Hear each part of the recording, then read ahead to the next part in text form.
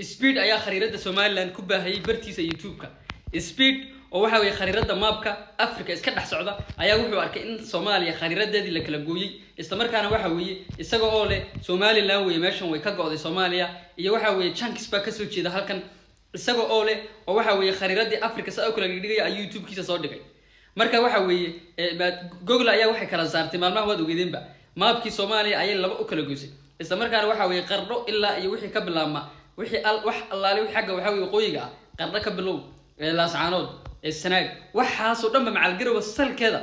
afkeeda iyo cad controlka garow intaas oo dhanba Somaliland baa loo gooyay marka waxa weeye speed oo qaaradda Afrika mapkeeda saa u dhex socda oo ayaa wuxuu arkay qaaradii Soomaaliya oo kala go'an isla markaana dadku weydiinaya hal wuxuu leeyahay qaaradan Soomaaliya maxaa loo kala gooyay waa Somaliland baa loo soo qoraya waa chunks wadankiisii marka waxa weeye YouTube-kiisana waa soo dhigay dad kartaa marman haya aad baan salaamay Somaliland way tagtay aan lugaha ku dhigno lugaha lagu dhigo